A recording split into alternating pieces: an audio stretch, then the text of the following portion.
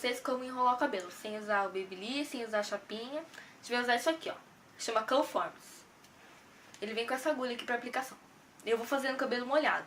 E dura mais, né? O cabelo seco desmancha facinho. Bom, vou separar o cabelo em algumas partes pra ficar mais fácil de aplicar.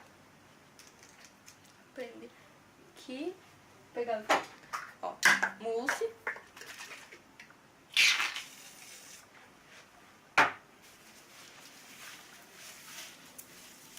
Pra durar mais os cachinhos depois.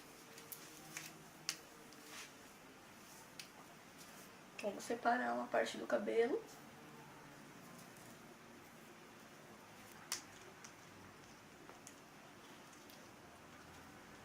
Ó, coloca aqui.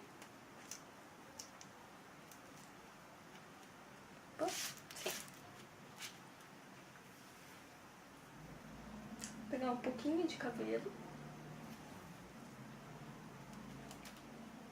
Aí eu vou colocar a agulha assim, ó, encaixar. Aí eu venho aqui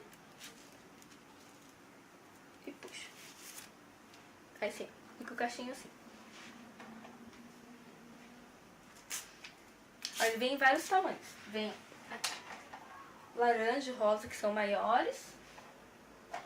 O verde e o azul, que são menorzinhos.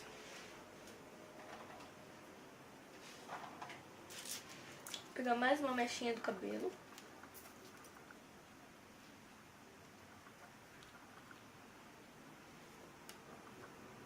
Aí eu coloco a agulha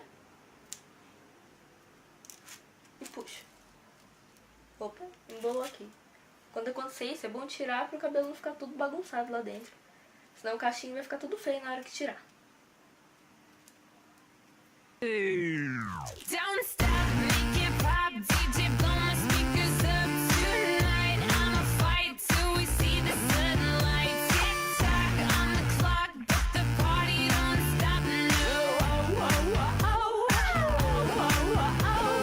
stop, make it pop, DJ blow my speakers up tonight. I'ma fight till we see the sunlight. Tick tock on the clock, but the party don't stop now.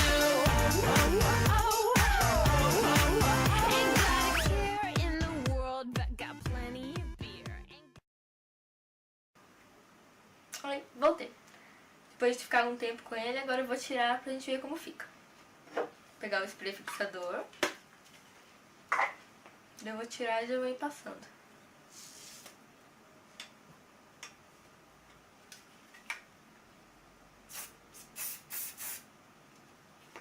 I've been everywhere, man, looking for someone who can please me, love me all night long. I've been everywhere, man, looking for you, babe, searching for you, babe.